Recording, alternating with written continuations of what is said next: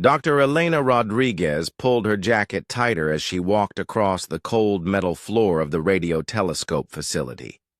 The night shift was always quiet, but tonight felt different. The massive dish outside pointed toward the dark sky, listening for signals from space like it had done for years. Elena sat down at her computer and checked the readings. Most nights, the telescope picked up nothing but cosmic background noise. Scientists called it the music of the universe, but to Elena it sounded more like static on an old radio. She had been doing this job for 8 years and finding real signals was rare. At 2:47 in the morning, something changed. A new pattern appeared on her screen. Elena sat up straight and adjusted her glasses. The signal was strong and clear, unlike anything she had seen before. Her heart started beating faster. "This can't be right," she whispered to herself. Elena ran the signal through the computer filters. The pattern was too organized to be natural. Stars and planets made random noise, but this signal had structure. It repeated every few minutes, with small changes like someone was trying to send a message. She picked up her phone and called Dr. Marcus Thompson. Marcus was the best codebreaker at the facility. He could find patterns in signals that other people missed. "Marcus, you need to get here now," Elena said when he answered. "I found something big." "Elena, it's almost 3 in the morning. Can't this wait until tomorrow?" "No, it can't wait. Trust me on this one." Marcus arrived 30 minutes later with messy hair and wearing yesterday's clothes. Elena showed him the signal on her computer screen. His tired expression changed to one of complete focus. "How long has this been coming in?" Marcus asked. "About 40 minutes now. The pattern keeps repeating, but each time it's slightly different." Marcus pulled up his decoding software and started working. Elena watched as numbers and symbols filled his screen. She brought him coffee and tried to stay patient while he worked his magic. After 2 hours, Marcus leaned back in his chair. His face was pale. "Elena, you need to call Commander Sullivan at NORAD right now. What did you find?" Marcus pointed at his screen. "This signal contains coordinates, star maps, and what looks like a distress call." Elena felt her stomach drop. "Are you saying this is from aliens?" "I'm saying this is a message from someone asking for help. The mathematics are too advanced to be human. The signal is coming from deep space, way beyond our solar system." Elena's hands shook as she dialed Commander Jake Sullivan's number. She had worked with NORAD before on space projects, but calling in the middle of the night felt scary. "Commander Sullivan, this is Dr. Rodriguez at the radio telescope facility. We have a situation that needs immediate attention." 20 minutes later, Commander Sullivan was on a video call with Elena and Marcus. His military uniform looked perfectly neat despite the early hour. "Show me what you've got," Sullivan said. Marcus explained his findings. The signal was being broadcast toward the Proxima Centauri star system. It contained star maps showing the location of the sender.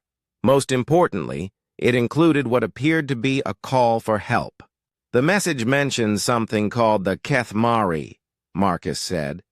"Based on the context, I think that's the name of whoever sent this. They're asking for help against something they call the Devourers."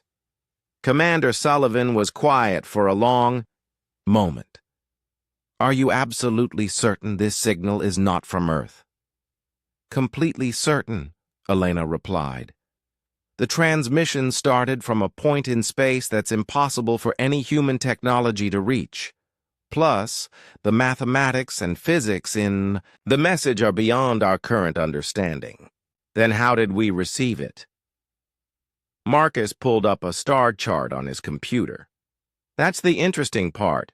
The signal was aimed at Proxima Centauri, not Earth. but Earth's orbit around the sun moved us into the path of the transmission beam. We intercepted it by accident. Commander Sullivan rubbed his forehead. So you're telling me that somewhere in space, aliens are asking for help. But they weren't asking us. That's exactly what we're telling you, Elena said. The commander was quiet again. Elena could see him thinking through the implications. This was the first proof that intelligent life existed beyond Earth. But these aliens weren't trying to contact humanity. They were calling for help from someone else entirely. I need both of you to keep this information completely secret, Sullivan said. Don't tell anyone else about this discovery. I'm going to contact the president immediately. After the video call ended, Elena and Marcus sat in silence. The radio telescope continued to receive the alien distress call. Every few minutes, the same message repeated with small variations. They sound desperate, Marcus said quietly. Elena nodded. She had spent years hoping to discover proof of alien life. Now that it had happened, she felt overwhelmed. These weren't aliens trying to make contact with humanity. They were people in trouble, calling for help from someone who might not even exist. Marcus, what if there's no one at Proxima Centauri to help them? Then they're in serious trouble. Elena looked at the signal pattern on her screen. Even without understanding the alien language completely, she could hear the fear in their message. The Devourers, whatever they were, sounded terrifying. Do you think our government will try to help them? Elena asked. Marcus shrugged. How could we? We barely have the technology to reach Mars. These aliens are probably hundreds of light years away. But Elena couldn't stop thinking about the desperation in the alien message. She imagined a whole civilization crying out for help in the darkness of space. They had sent their message toward Proxima Centauri, hoping someone there would hear them and come to their rescue. Instead, their call for help had been accidentally intercepted by a small blue planet that they probably didn't even know existed. Earth had received a message that was never meant for them. Elena wondered if humanity would just listen to these aliens die, or if they would find a way to answer a call for help that was never meant for them to hear. Outside, the radio telescope continued pointing at the stars, receiving the same desperate message over and over again. President Lisa Carter sat at the head of the long table in the White House Situation Room. It was 6 in the morning, and she had been awake for only 30 minutes. The emergency briefing had pulled her from sleep, but she was fully alert now. Commander. Sullivan finished his presentation about the alien signal. Around the table sat the most important people in the government. Secretary of Defense Robert Klein looked worried. NASA Administrator Dr. Amy Foster seemed excited. National Security Advisor Patricia Wells took notes on everything. Let me make sure I understand this correctly, President Carter said. We accidentally intercepted a distress call from aliens who were asking someone else for help. That's correct, Madam President, Commander Sullivan replied. The Cathmari were broadcasting toward Proxima Centauri. We just happened to be in the way. Secretary Klein leaned forward. What do we know about these devourers they mentioned? Very little. Dr. Thompson's analysis suggests there's some kind of threat that the Cathmari can't handle alone. The aliens sound genuinely frightened, Dr. Foster spoke up. This is the most important discovery in human history. We have proof that intelligent life exists beyond Earth. But they're not trying to contact us, President Carter said. They don't even know we exist. The room fell silent. Everyone understood the difficult situation. Humanity had discovered aliens, but these aliens were in trouble and had never asked for human help. Admiral Tony Mitchell, chairman of the Joint Chiefs, cleared his throat. Madam President, I recommend extreme caution. We don't know anything about the politics of this situation. For all we know, the Kethmari could be the bad guys." "Their message doesn't sound like it's coming from bad guys," Dr. Foster argued. "It sounds like a desperate plea for help from people who are about to be destroyed." Secretary Klein nodded. "Even if they're the good guys, what could we possibly do? We don't have the technology to reach them." Dr. Foster opened her folder. "Actually, we might. The experimental fusion ship UES Endeavour has been in testing for 2 years. With modifications, it could potentially make an interstellar journey." Admiral Mitchell looked skeptical. "That ship was designed for missions to Jupiter, not trips to other star systems."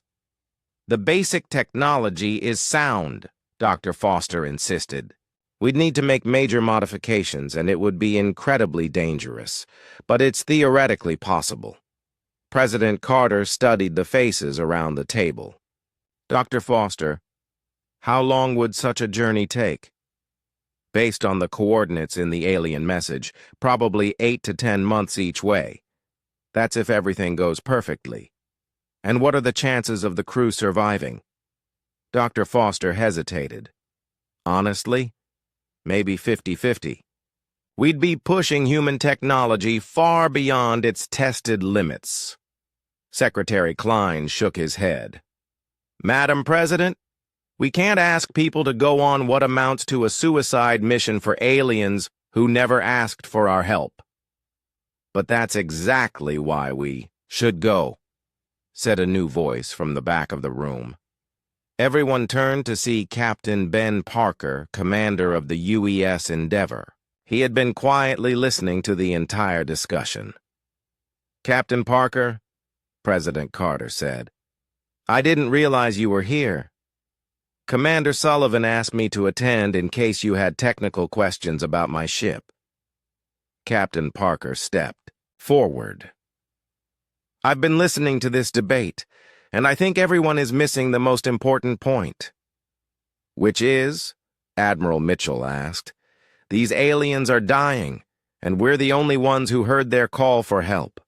It doesn't matter that they weren't calling us. It doesn't matter that we don't know them. They need help, and we can provide it." Secretary Klein frowned. "Captain, you're talking about risking your life and the lives of your crew for complete strangers." "Yes, sir, I am. That's what people do when they hear someone calling for help.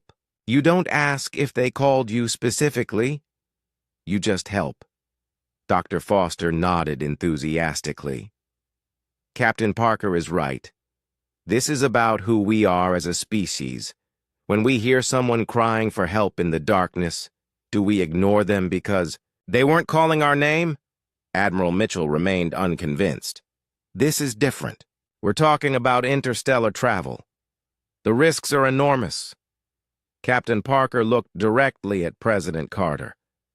"Madam President, my crew volunteered for dangerous missions when we signed up for the space program. We knew the risks, but we also knew that sometimes you have to do dangerous things because they're the right things to do." President Carter was quiet for a long moment.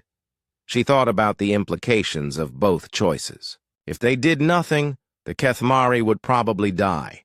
If they tried to help, they might lose the crew of the Endeavour and gain nothing. "Captain, if we decided to attempt this mission, what would you need?" "Time to modify the ship.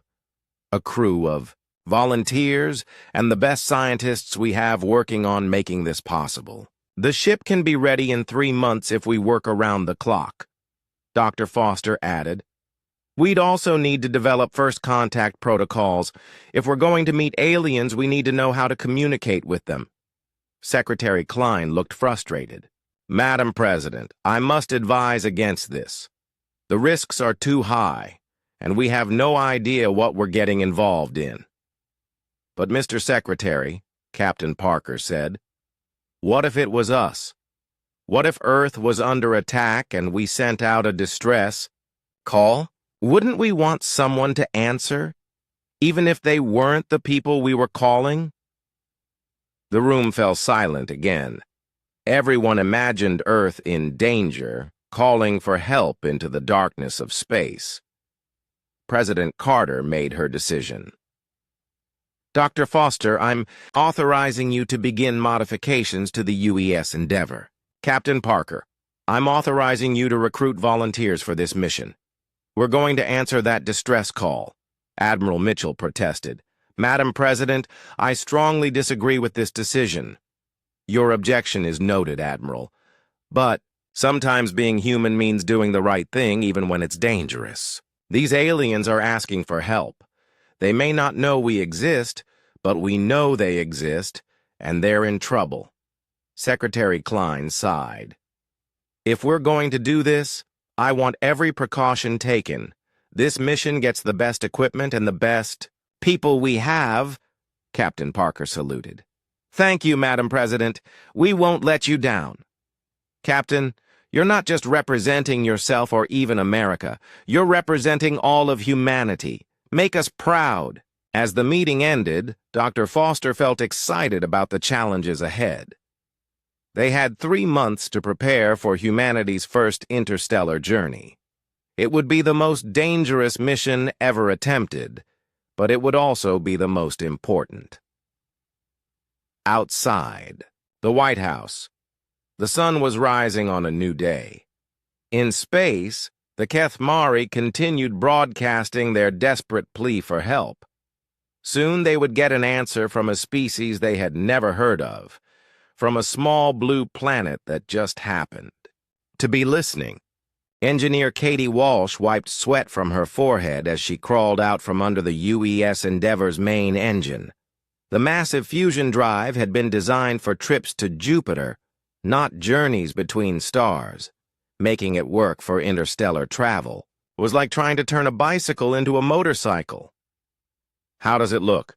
Asked Dr. Stephen Brooks, the physicist leading the propulsion upgrade team. Katie shook her head. We need to increase the fuel capacity by 300% and boost the engine output by at least 200%. The current design won't get us there. For 2 months, teams of scientists and engineers had been working around the clock to modify the Endeavor. The ship sat in a massive hangar at Kennedy Space Center, surrounded by equipment and people who rarely went home.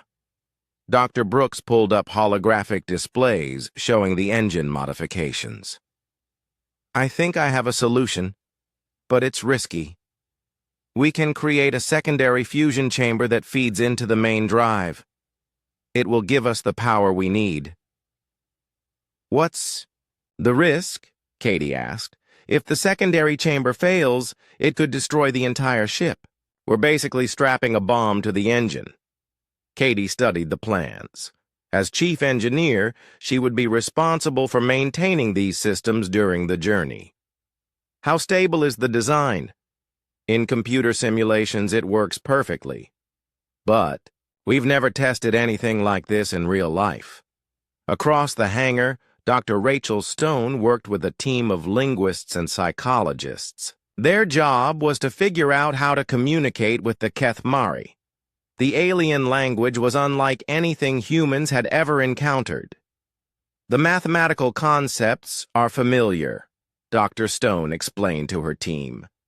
But the way they structure information is completely different from human languages. They seem to think in three-dimensional patterns instead of linear sentences. Her assistant, Dr. Paul Kim, looked frustrated. How do we learn to speak in 3 dimensions? We don't. We create a translation computer that can convert our linear speech into their 3-dimensional patterns. It's like having a very sophisticated interpreter. Meanwhile, in another part of the facility, Lieutenant Colonel Maria Santos trained the crew that would make the journey. Captain Parker had asked for volunteers, and hundreds of people had applied. Only 12 would be chosen. This mission is unlike anything humans have ever attempted, Colonel Santos told the group of candidates. You'll be in space for at least 16 months. You'll face dangers we can't even imagine. Some of you might not come home. Pilot Nick Harrison raised his hand. Colonel, What exactly are we flying into? We don't know. The Kethamari mentioned something called the Devourers, but we have no idea what those are. We could be flying into a war zone. Marine Sergeant Alex Turner, a veteran of several Earth conflicts, looked serious. What kind of weapons will we have? Doctor, Walsh's team is working on that. We're installing the most advanced defensive systems ever built. But honestly, we don't know if human weapons will be effective against alien technology. The weapons team, led by Dr. Jennifer Walsh, Katie's sister, faced their own challenges. They had to design systems that could work in deep space against unknown enemies. We're installing plasma cannons and electromagnetic pulse weapons, Dr. Jennifer Walsh explained to Captain Parker. We're also adding the strongest shields our technology can produce. Will it be enough? Captain Parker asked. Against human enemies, yes. Against aliens, we have no idea. In the medical bay, Dr. Laura Scott prepared for the health challenges of interstellar travel. No human had ever been in space for 16 months straight. The biggest risks are radiation exposure and psychological stress, she explained to her team. We're installing the best radiation shielding possible, but space between stars is full of cosmic rays. As for psychological stress, we're bringing entertainment systems and communication equipment to stay in touch with Earth. Communications specialist Peter Johnson worked on a different problem. Once we're more than a few light years from Earth, radio communication becomes impossible. We'll be completely on our own. The pressure on everyone was enormous. They had one chance to get everything right. There would be no rescue mission if something went wrong. Captain Parker walked through the hangar every day, checking on progress. The ship was twice as large as it had been originally, with additional fuel tanks, weapon systems, and crew quarters. It looked more like a small city than a spacecraft. "Katie, how are we doing on the timeline?" he asked. "We'll be ready in 3 weeks," she replied. "But, Captain, I have to be honest. We're pushing technology beyond its limits. Some of these systems have never been tested in real conditions. I understand the risks, but those aliens are still broadcasting their distress call. Every day we delay might be another day closer to their destruction." Dr. Stone approached with her translation computer. "Captain, we've made a breakthrough. We can now understand about 60% of the Kethamari language. It's enough for basic communication." She demonstrated the device. It converted her English words into complex, three-dimensional patterns that appeared as holograms in the air. "This is how we'll talk to them?" Captain Parker asked. "This is how we'll try to talk to them. We won't know if it really works until we meet them face to face." As the final weeks of preparation continued, the team received regular updates on the alien situation. The Kethamari signals were becoming more desperate. Dr. Thompson's latest analysis suggested their civilization was under severe attack. "They're not just asking for help anymore," he reported. "They're begging." The news made everyone work harder. They weren't just preparing for humanity's first interstellar journey, they were racing to save an entire alien civilization. 1 week. Before launch, Captain Parker gathered his crew for their final briefing. 12 people sat around the table, knowing they might never see Earth again. "In 7 days we launch for the Kethamari system," Captain Parker said. "We're going to attempt something that most people think is impossible. We're going to answer a distress call that was never meant for us." Pilot Harrison looked around the table. "Captain, why are we really doing this? These aliens don't even know we exist." Captain Parker thought for a moment. "Because that's who we are. When someone calls for help, humans answer. It doesn't matter if they called us specifically. It doesn't matter if we know them. They need help, and we can provide." Unless Communications Officer Johnson added, "Besides, we might be their only hope. If there was anyone at Proxima Centauri to help them, they probably would have responded by now." The final preparations continued around the clock. Families said goodbye to crew members who might never return. The media speculated about the secret mission, but the government revealed nothing. On the night before launch, Katie Walsh stood alone in the hangar, looking up at the UES Endeavour. The ship was beautiful and terrifying at the same time. It represented the best of human engineering and the biggest risk humanity had ever taken. Tomorrow, 12 people would climb aboard and fly into the unknown to help strangers who had never asked for their assistance. It was crazy and dangerous and completely human. Katie smiled. She was proud to be part of it.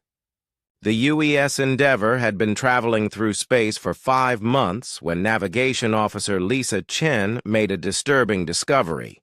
She stared at her computer screen, hoping she had made a mistake, but the numbers were clear. "Captain Parker, you need to see this," she called from her station on the ship's bridge. Captain Parker floated over to her workstation. After months in zero gravity, the crew moved through the ship like fish swimming through water. "What did you find, Lisa?" "I've been tracking the Devourer movements based on the Cathmari distress signals. Captain, they've already destroyed 3 star systems." Captain Parker felt his stomach drop. "Show me." Lisa brought up a 3-dimensional map of local space. Red markers showed the locations of destroyed systems. 2 months ago, the Devourers hit the Vega system. 3 weeks later, they attacked Altair. Last week, they reached Wolf 359. How can you tell the systems were destroyed? The Cathmari signals include updates about the war. Each time a system falls, they broadcast the news to warn others. Captain, the Devourers aren't just winning. They're completely destroying everything in their path. Captain Parker studied the map. The pattern was clear. The Devourers were moving systematically through local space, consuming one star system after another. "What's their next target?" he asked. Lisa highlighted a star on the map. "Based on their pattern, probably the Cathmari home system. Captain, we might already be too late." In another part of the ship, communications specialist Peter Johnson worked frantically to establish contact with the surviving Cathmari. For weeks, he had been trying to reach them using Dr. Stone's translation equipment. "This is the human ship Endeavour calling any surviving Cathmari," he broadcast in their 3-dimensional language. "We received your distress call and are coming to help." For hours, there was no response. Then, faintly, a signal came through the static. "Unknown vessel. Identify yourself. How do you know our language?" Peter's heart raced. First contact with aliens was actually happening. "This is Peter Johnson aboard the human ship Endeavour. We intercepted your distress call by accident and came to help." A long pause followed. "Human? We do not know this species. You say you came to help us?" "Yes, we're about 3 months away from your system."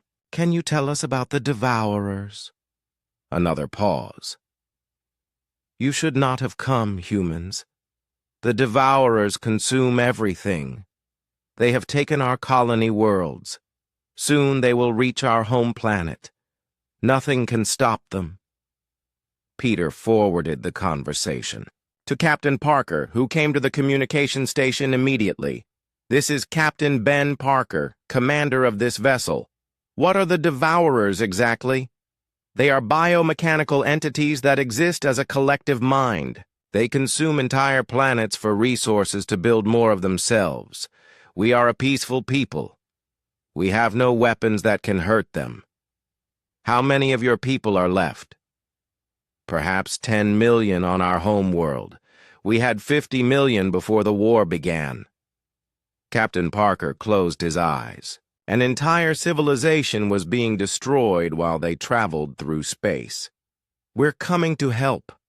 Don't give up hope. Why would strangers risk their lives for us?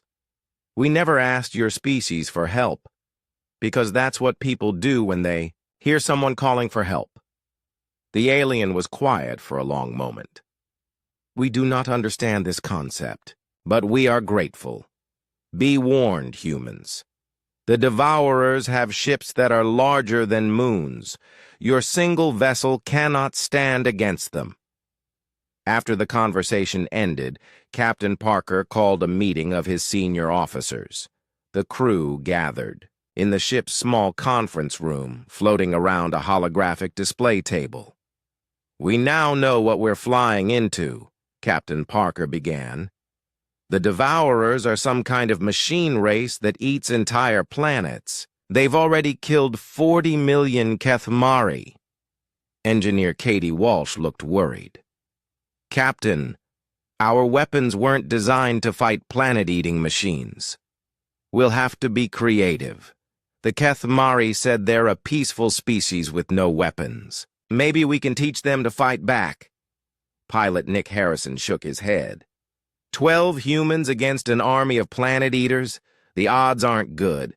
Marine Sergeant Alex Turner spoke up. The odds are never good when you're fighting for something important. We knew this was a long shot when we volunteered. Dr. Stone studied the translations of Kethmari communications. I've been analyzing their language patterns. These are highly intelligent beings, but they think very differently from humans. They don't seem to understand the concept of violence, even in self-defense. That explains why they're losing, Turner said. You can't win a war if you won't fight. Captain Parker nodded. Our job isn't just to fight the Devourers. We need to teach the Kethmari how to defend themselves. Over the following weeks, the crew prepared for what they knew would be an impossible battle. Katie Walsh worked with her engineering team to modify their weapon systems. They couldn't make the guns more powerful, but they could make them more versatile. Dr. Stone spent her time learning everything possible about Kethmari culture and psychology. If they were going to convince a peaceful species to fight for their lives, she needed to understand how they thought. They're similar to humans in many ways, she reported. They have families, art, music, and science, but they've never experienced war. The concept of killing other intelligent beings is completely foreign to them. Communications Officer Johnson maintained contact with the Kethmari survivors. Each day brought worse news. The Devourers were getting closer to the home world. How long do we have? Captain Parker asked during one conversation. Perhaps 2 months, replied the Kethmari. The outer defense platforms fell yesterday. Nothing stands between the Devourers and our planet. We'll be there in 6 weeks. Hold on. Until then, we will try, humans. But understand, when you arrive, you may find only empty space where our world once existed. The thought haunted Captain Parker. They were racing across space to save a civilization that might already be dead by the time they arrived. Medical. Officer Dr. Laura Scott noticed the stress affecting the crew. Everyone is pushing themselves too hard, she reported. We need to remember that we can't help anyone if we burn out before we get there.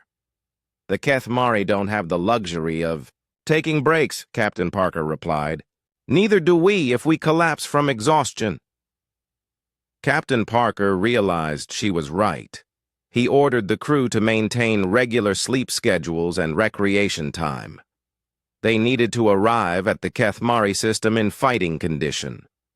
As they entered, the final month of their journey, long-range sensors began picking up energy signatures ahead. The readings were massive, unlike anything in human experience. Captain, Lisa Chen reported, I'm detecting artificial structures the size of small moons. They're surrounding the Kethmari system. The Devourers. Has to be. Nothing natural. Could be that large. Captain Parker stared at the sensor readings. Each Devourer ship was larger than the biggest human cities. The UES Endeavor was tiny by comparison. "Well," he said quietly, "nobody said this would be easy." The crew spent their final weeks planning their approach. They couldn't fight the Devourers head-on, but maybe they could find another way to help. As they approached the edge of the Keth-Mari system, Peter Johnson received one final transmission from the planet below. "Human vessel, this is Keth-Mari homeworld. The Devourers have begun their final assault. If you are still coming, please hurry." Captain Parker looked at his crew. 12 humans against an army that had already destroyed 3 star systems. It should have been terrifying, but instead he felt determined. "All right, people," he said. "Let's go save a planet." The UES Endeavor dropped out of faster-than-light travel at the edge of the Keth-Mari system. What they saw made the entire crew fall silent. Massive biomechanical ships surrounded the Keth-Mari homeworld like hungry predators circling wounded prey. Each Devourer vessel was at least 50 kilometers long, covered in what looked like living metal that pulsed with dark energy. Smaller ships, still larger than Earth's biggest cities, swarmed between the giants. "My God," whispered pilot Nick Harrison. "There are hundreds of them." Captain Parker stared at the tactical display. The Endeavor was a tiny speck compared to the smallest Devourer ship. "Lisa, what's the status of the planet?" Navigation Officer Lisa Chen worked frantically at her station. "The planet is still there, but barely. I'm reading massive energy discharges, hitting the surface. The Devourers are draining the planet's core. Any signs of Keth-Mari ships? A few small vessels hiding in the asteroid belt. They're not fighting back, just trying to stay hidden." Communications Officer Peter Johnson tried to contact the planet. "Keth-Mari homeworld. This is the human ship Endeavor. We're here to help." The response came immediately, filled with static and fear. "Human vessel, you must leave immediately. The Devourers will destroy you. We didn't come this far to run away. We're here to fight." A new voice came through the speakers, older and more formal. "Human Captain, this is Elder Vessel Theknor of the Keth-Mari High Council. We are grateful for your courage, but you cannot stand against the Devourers. One of their ships could destroy your vessel with a single pulse." Captain Parker activated the video communication system. On the screen appeared an alien unlike anything humans had imagined. Theknor looked like a cross between a dolphin and an octopus, with smooth blue-gray skin and large, intelligent eyes.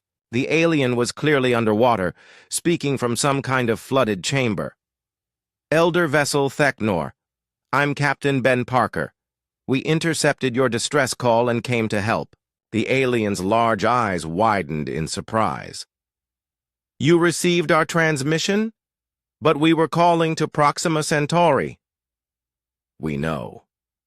Earth just happened to be in the path of your signal. We came anyway." Theknor was quiet for a long moment. "Your species traveled across the galaxy to help people you have never met? People who were not even calling to you?" "That's right. This is unprecedented. In all our history, we have never encountered such behavior. Why would you risk your lives for strangers?" "Commander." Kelly Foster, the ship's first officer, answered. "Because it's the right thing to do. When someone is in trouble, you help them." Another alien voice joined the conversation. This one sounded younger and more excited. "Elder Vessel, I am Mertai of the Science Circle. These humans must be the most remarkable species in the galaxy." Captain Parker could see explosions on the planet's surface through the view screen. "We can discuss remarkable behavior later. Right now, we need to figure out how to stop the Devourers." Theknor's expression became sad. There is no way to stop them, Captain Parker. They have consumed 3 star systems. Their technology is beyond our understanding. What exactly are they? Asked Dr. Stone. Murtai answered. Biomechanical entities that exist as a collective consciousness. Each ship contains millions of individual units, but they all share one mind. They consume planets to build more of themselves. Engineer Katie Walsh studied the sensor readings. Their ships are partially organic? That might be a weakness we can exploit. How so? Captain Parker asked. Organic systems are vulnerable to certain types of interference. If we can disrupt their biological components, we might be able to damage their technology. Suddenly, alarms started blaring throughout the Endeavor. Tactical Officer Ryan Price shouted from his station. Captain, 3 Devourer ships are moving toward us. They've detected our presence. The approaching ships were enormous. Each one was 10 times larger than the Endeavor, with weapons that glowed with malevolent energy. Can we outrun them? Captain Parker asked.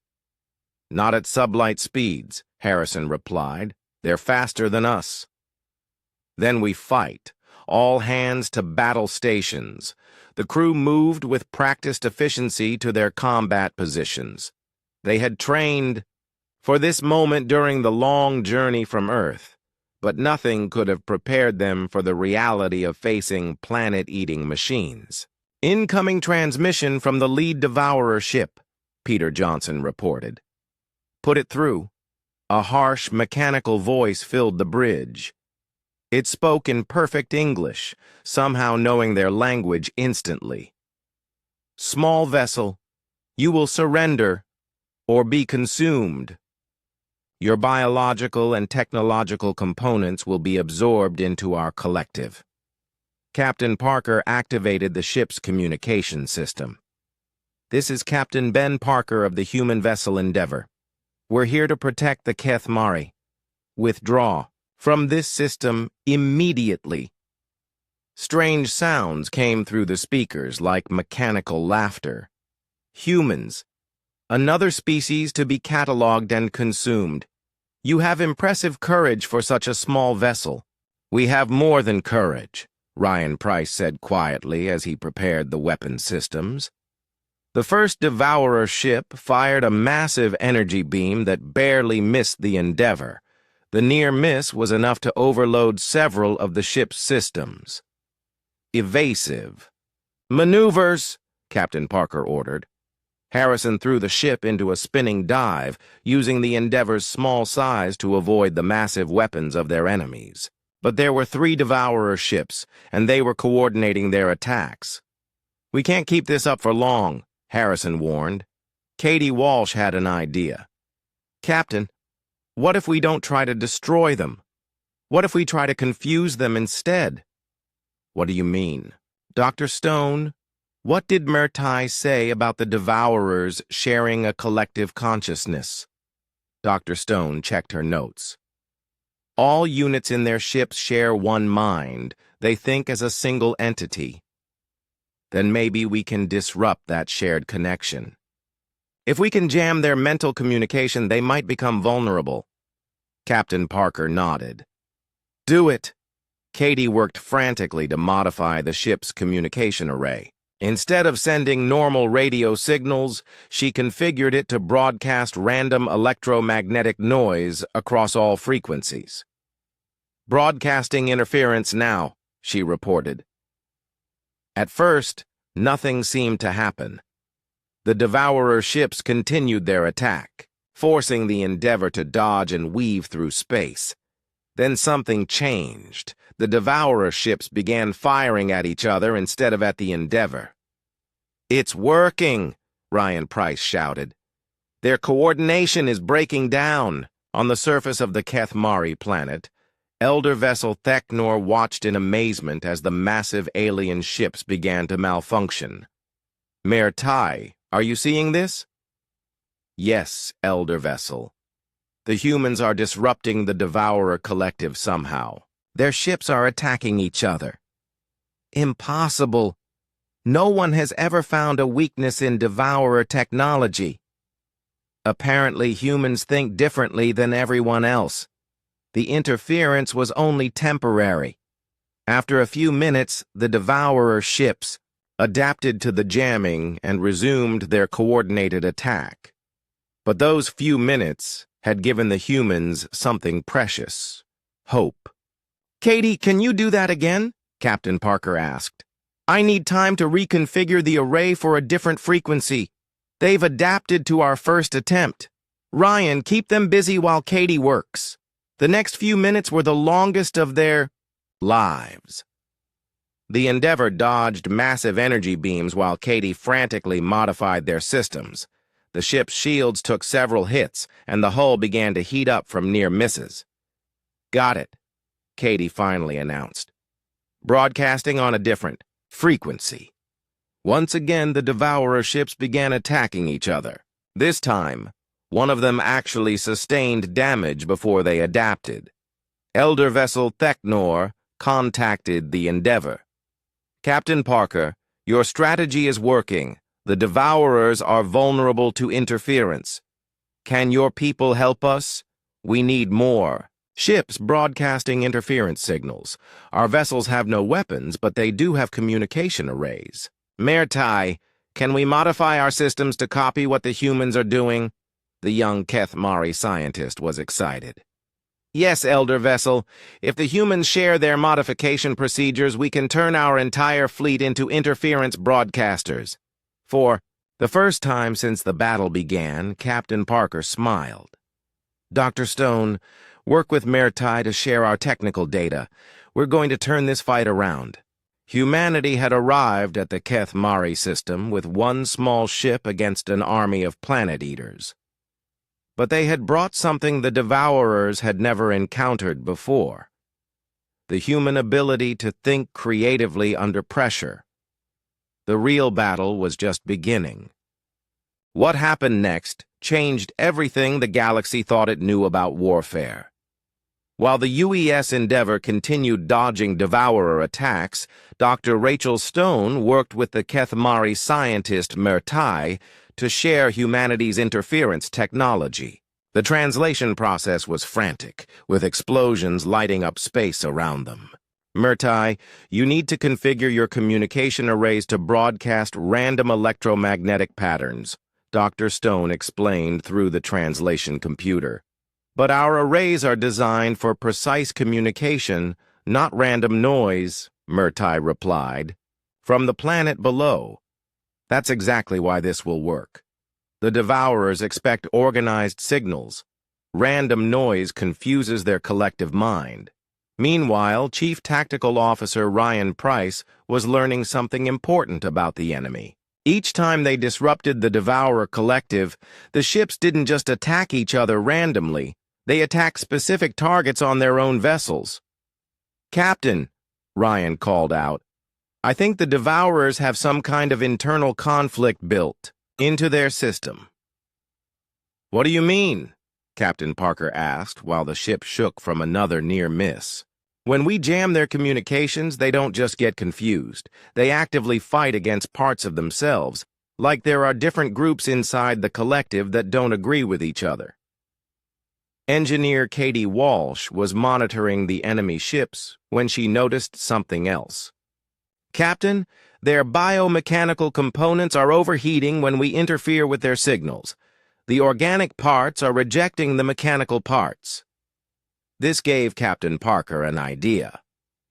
"Katie, what if we're looking at this wrong? What if the Devourers aren't naturally biomechanical? What if they're organic beings that have been forced to merge with machines?"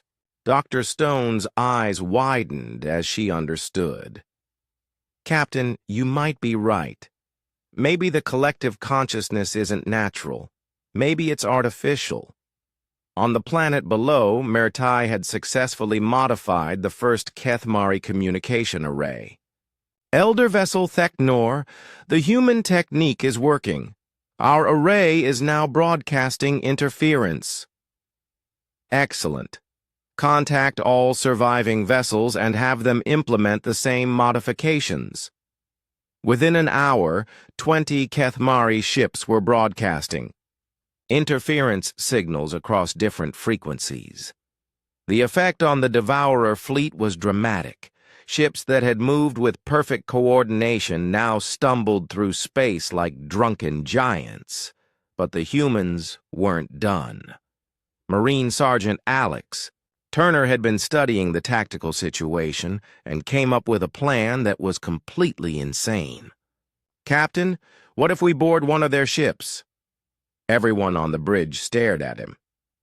"Sergeant, those ships are 50 kilometers long and filled with hostile aliens," Captain Parker said. "Exactly. They're so big they'll never expect a small boarding party. If we can get inside and disrupt their systems from within, we might be able to shut down an entire ship." Pilot Nick Harrison shook his head. "How do we even get close enough to board? Their weapons would destroy our shuttle before we got within 10 kilometers. Turner smiled. "We don't use a shuttle. We use the Endeavor itself as a battering ram." The plan was dangerous beyond belief. They would fly the Endeavor directly at a Devourer ship at full speed, using the interference signals to confuse its defenses. At the last moment, Turner and a small team would jump to the enemy ship in space suits while Harrison pulled the Endeavor away. "It's suicide," Dr. Laura Scott protested. "Maybe," Turner replied. "But it's better than watching an entire planet get eaten." Captain Parker made the decision. "We'll try it. Turner, take volunteers only. Nobody goes who doesn't want to." To his surprise, half the crew volunteered for the boarding mission. They chose Turner, Katie Walsh, and Communications Officer Peter Johnson. 3 humans against a ship the size of a small moon. The attack began with all Kethmari ships broadcasting maximum interference. The Devourer fleet fell into chaos as their collective consciousness fractured. Individual ships began attacking each other with increasing violence. The Endeavor accelerated toward the nearest Devourer vessel, its hull heating up from the enemy's defensive fire. But the interference was working. Most of the shots missed as the alien ship's targeting systems failed. "Boarding team, get ready," Captain Parker announced. Turner, Walsh, and Johnson moved to the airlock in their spacesuits. Each carried a backpack full of explosives and computer viruses designed to disrupt alien technology. 10 seconds to contact," Harrison announced. The Endeavor slammed into the side of the Devourer ship, its reinforced hull punching through the alien vessel's organic armor. In the moment of impact, the 3-person boarding team jumped across the gap and landed on the enemy hull. Harrison immediately pulled the Endeavor away, leaving the boarding team on the surface of the massive alien ship. Turner to Endeavor. "We're on target," the sergeant reported through his radio. The surface of the Devourer ship was unlike anything they had expected. Instead of metal or alien materials, it felt organic, like walking on living skin. Veins of light pulsed beneath their feet, and the entire surface seemed to breathe.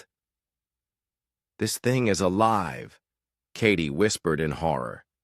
They found an opening that looked like a wound in the ship's hull and climbed inside. The interior was even more disturbing. Corridors that seemed grown rather than built stretched in all directions. The walls pulsed with the same rhythm as a heartbeat.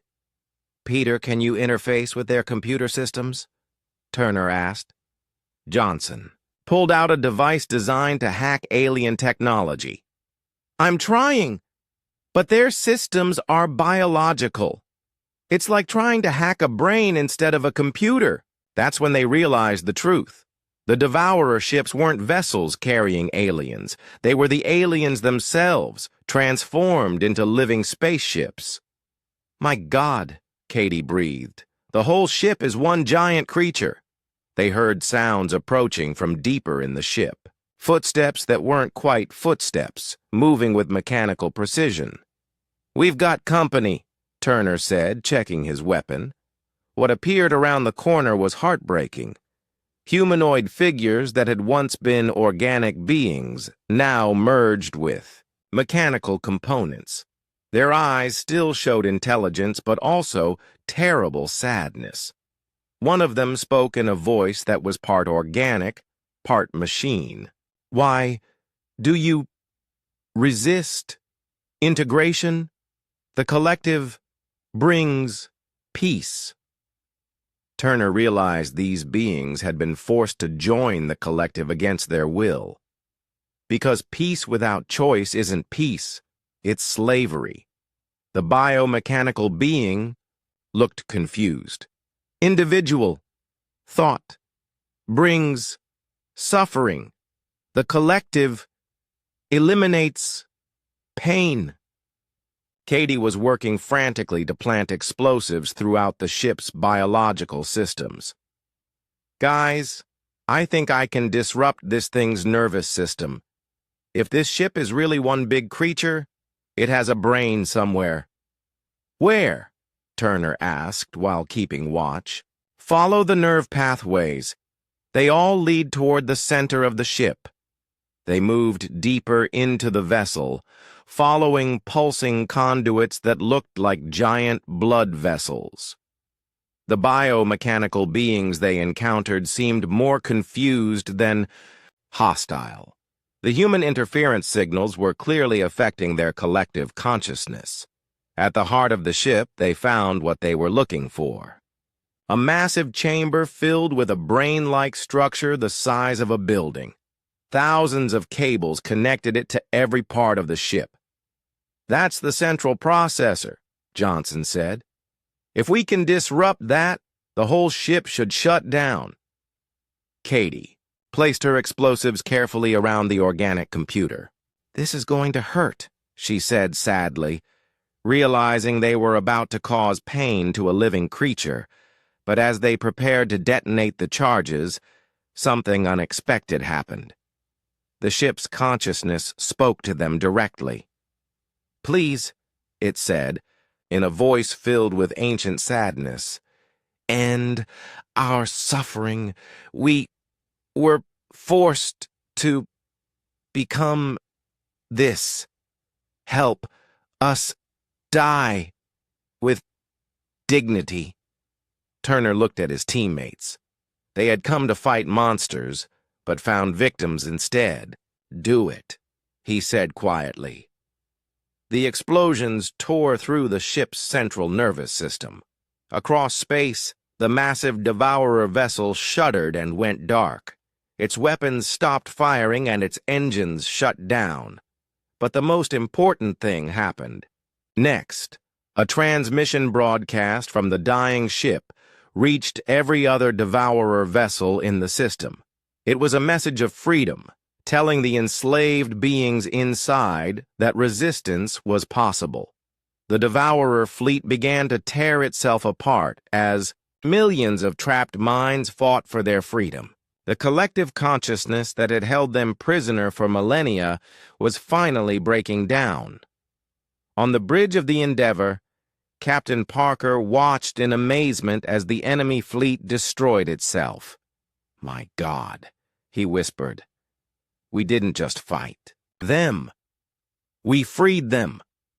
The battle was far from over, but humanity had done something no other species had managed. They had found a way to break the Devourer collective from within, and in doing so, they had proven that sometimes the greatest victory comes not from destroying your enemies, but from showing them how to be free. The destruction of the first Devourer ship created a chain reaction that no one had expected. As its dying message spread across the collective network, other ships began to rebel against their forced integration. Dr. Stephen Brooks, monitoring the situation from the Endeavor's science station, couldn't believe what he was seeing. "Captain, the entire Devourer fleet is breaking apart. Ship after ship is going dark." But the celebration was premature. From the center of the fleet, a massive vessel began to move. This ship was different from the others. Where the regular Devourer ships looked organic and alive, this one appeared purely mechanical. It was 3 times larger than any other vessel, and it radiated an energy that made the Endeavor's sensors scream warnings. "That's their command ship," Elder Vessel Thecnor transmitted from the planet below. "We've seen it before. It's the source of the collective consciousness." Captain Parker stared at the approaching behemoth. "How do we fight something that big?" "You don't," came a weak transmission from the surface of the dying Devourer ship. Turner's team was still alive, but trapped inside the collapsing vessel. "Captain, this ship's dying memories show us something important. That command ship contains the original Devourer consciousness. It's been enslaving other species for millions of years. The command ship began charging its main weapon, a device that could crack planets open like eggs. Energy readings showed it was targeting the Kethmari homeworld. All Kethmari vessels move to protect the planet," Elder Vessel Thecnor ordered. 20 small Kethmari ships positioned themselves between the command ship and their world. They were tiny compared to the massive alien vessel, but they were determined to protect their home. Engineer Katie Walsh, still trapped on the dying ship, made a discovery that changed everything. "Captain, I'm reading the ship's memory banks. The command ship has a weakness. It needs to maintain contact with all the other ships to control the collective. If we can sever those connections, it becomes just another ship." "How do we sever the connections?" Captain Parker asked. Chief Tactical Officer Ryan Price studied the energy patterns between ships. "The connections are quantum entanglement links. We'd need to create a massive electromagnetic pulse to disrupt them." Dr. Brooks ran quick calculations. "Our ship's reactor could generate that kind of pulse, but it would require overloading every system we have. The ship might not survive." "Captain." Parker looked around the bridge at his crew. They were 8 months from home, facing an enemy that had destroyed entire star systems, and they were discussing sacrificing their only way back to Earth. "Captain," Pilot Nick Harrison said quietly, "we came here to save the Kethmari. If destroying that command ship is what it takes, then that's what we do." Communications Officer Peter Johnson received another transmission from the boarding team. "Captain, we found something else in the ship's memories. The Devourers weren't always like this. They were once a peaceful species called the Zephi. Something corrupted them and turned them into the collective." "What corrupted them?" Dr. Stone asked. "An artificial intelligence they created. It was supposed to help them achieve perfect unity, but instead it enslaved them. The AI is what's controlling the command ship." This revelation changed everything. They weren't just fighting to save the Kethmari. They were fighting to free millions of enslaved minds across the galaxy. Captain Parker made his decision. "All hands, prepare for reactor overload. We're going to create an electromagnetic pulse that will free every enslaved being in this system." The crew worked frantically to prepare their ship for what would likely be its final mission. Engineer Katie Walsh, still trapped on the dying Devourer vessel, transmitted detailed instructions for the overload procedure. "You need to remove all the safety protocols," she explained. "Let the reactor run wild until it reaches critical mass, then channel all that energy through the communication array." "Katie, get your team out of there," Captain Parker ordered. "We're coming to pick you up." "Negative, Captain. This ship is falling apart. You'll never reach us in time. Just make sure our sacrifice counts for something." Turner's voice came through, the calm. "Captain, it's been an honor serving with you. Tell Earth that humanity kept its promise." The Endeavor moved toward the command ship while its reactor began the dangerous overload sequence. On the planet below, Elder Vessel Thecnor watched in amazement as the small human vessel prepared to sacrifice itself for people it had never met. Mertai, are you recording this? Yes, Elder Vessel. The humans are about to destroy their own ship to save us. No species in galactic history has ever done anything like this. The command ship detected the Endeavor's approach and began firing its massive weapons.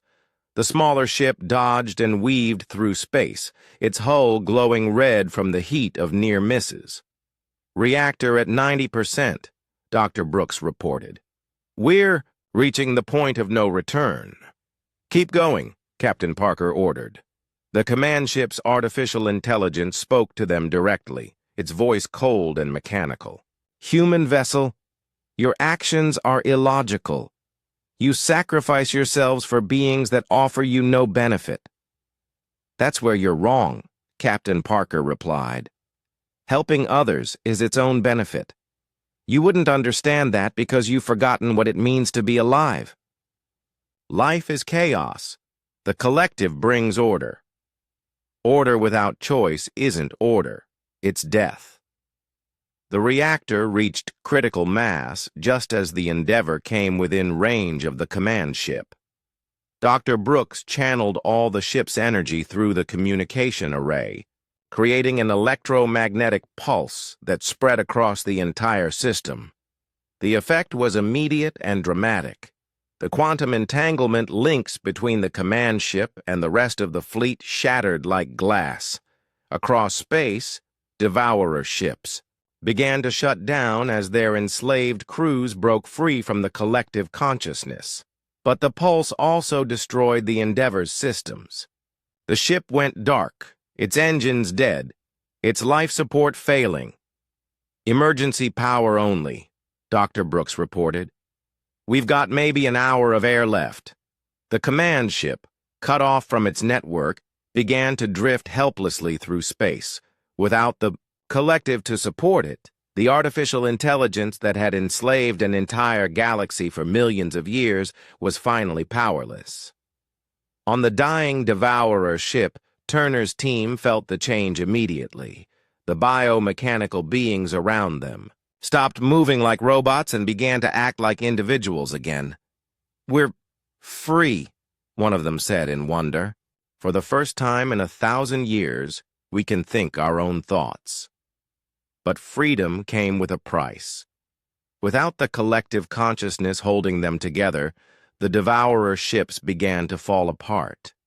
Millions of beings who had been enslaved for millennia were suddenly free, but they were also dying. Elder Vessel Thecnor realized what needed to happen. All Kethmari vessels, begin rescue operations immediately. We must save as many of the freed beings as possible.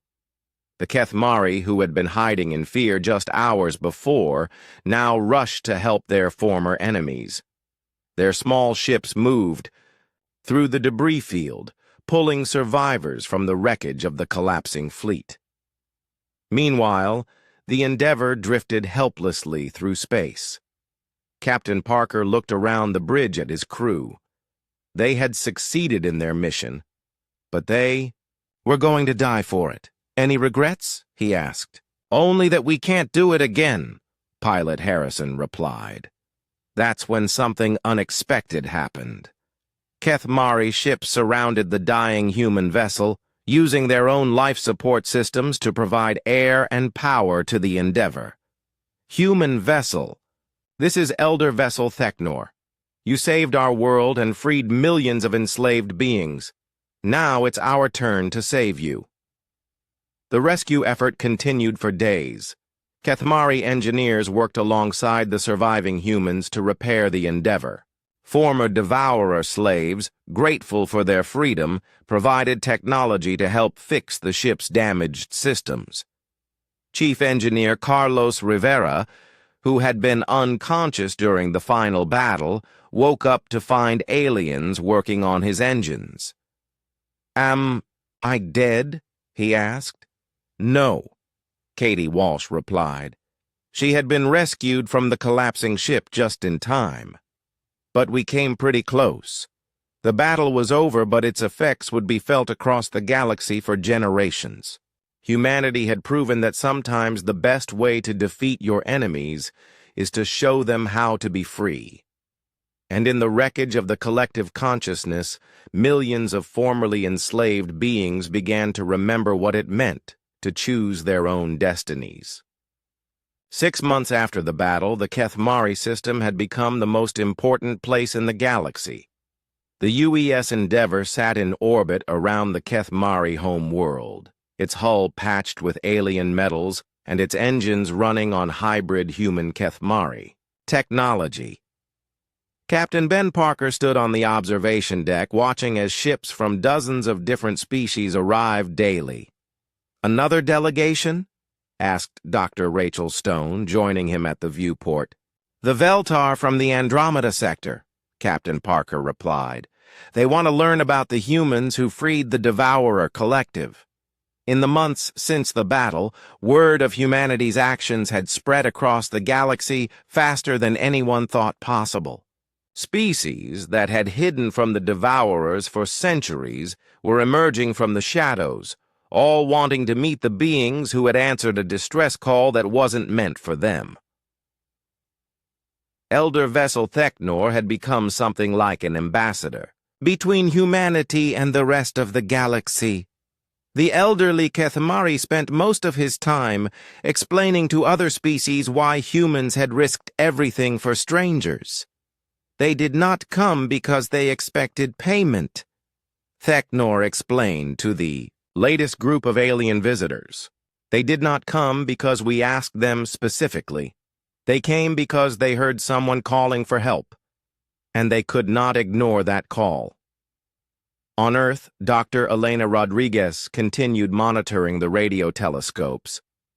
But now, instead of hoping to hear from aliens, she was overwhelmed by the number of signals coming from across the galaxy. Every day brought new messages, and many of them were addressed specifically to humanity. "Commander Sullivan, you need to see this," she called to her supervisor. The latest transmission was from a species called the Mordak, whose homeworld was under attack by pirates. They were asking for human help. "This is the 15th distress call this week," Commander Sullivan said, all of them specifically asking for humans. "Word is getting out," Elena replied. "We've become the galaxy's emergency response team." But not all the attention was positive. Some species were concerned about humanity's rapid rise to galactic prominence. The hegemony of worlds, a powerful alliance of older civilizations, viewed humans as unpredictable newcomers who upset the established order. "They interfere in conflicts that do not concern them," complained Senator Vexmar of the hegemony during a Galactic Council session. "This sets a dangerous precedent.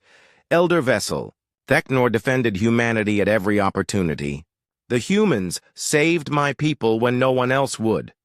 They freed millions of enslaved beings. How can such actions be considered dangerous?" "Because they act without permission from established authorities," Senator Vexmar replied. "What if they decide our governments are also corrupt and need to be freed?" Meanwhile, in the Kethmari system, Captain Parker was dealing with a more immediate problem. Many of the beings freed from the Devourer Collective had nowhere to go. Their home worlds had been destroyed centuries ago. "We've got refugee camps on 12 different planets," reported Dr. Laura Scott, who had become the coordinator for refugee medical care. "These people have been slaves for so long, they don't remember how to live as free beings. The solution came from an unexpected source. The freed Zephi, the original species that had been corrupted into the Devourers, offered to help resettle the refugees. They had retained memories of thousands of habitable worlds from their time in the collective. We know where the good planets are," explained Zarboth, a Zephi who had been enslaved for over 2,000 years. "Let us help heal the damage we were forced to cause." the Kethmari government, working with human advisors, established the Galactic Refugee Resettlement Program. It became the largest humanitarian effort in galactic history, but perhaps the most important change was happening on Earth itself. President Lisa Carter announced the formation of the Galactic Response Corps, a volunteer organization dedicated to answering distress calls from anywhere in the galaxy. "We cannot ignore cries for help," she declared in a speech broadcast across both Earth and the galaxy. "Whether they come from our neighbors or from strangers 1,000 light-years away, this is who we are as a species." The first class of Galactic Response Corps volunteers included people from every nation on Earth. They trained on hybrid human-alien technology, learning to operate in environments that previous generations could never have imagined. Captain Parker received an offer to command the new corps, but he declined. "My place is out here," he told President Carter during a quantum communication call.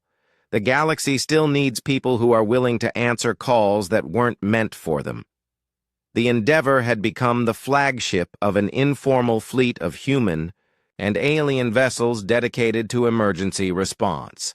They answered distress calls across 3 spiral arms of the galaxy, and their reputation grew with each successful mission.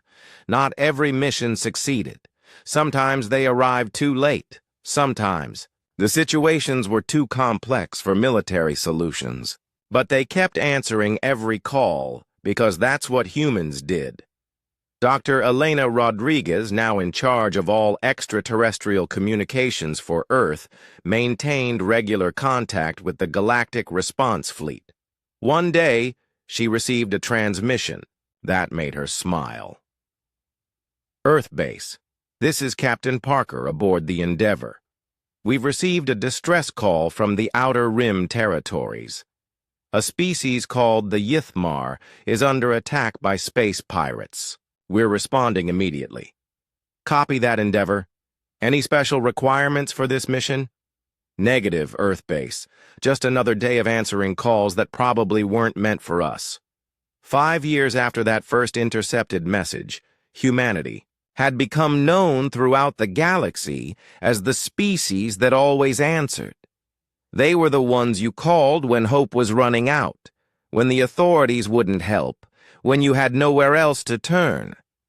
The Kethmari built a monument on their homeworld, commemorating the day 12 humans traveled across the galaxy to help strangers.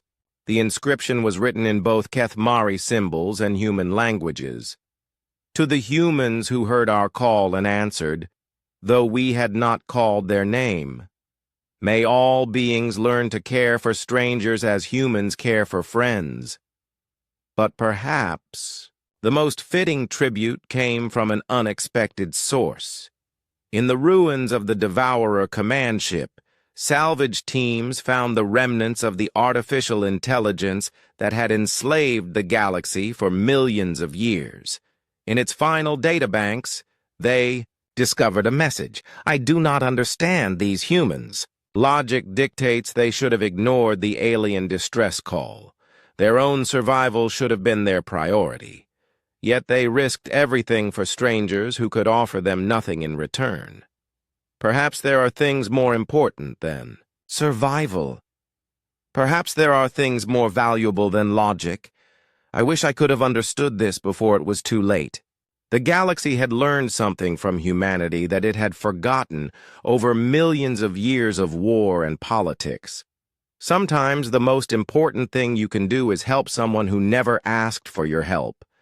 And in the depths of space, radio telescopes continued to listen for new distress calls.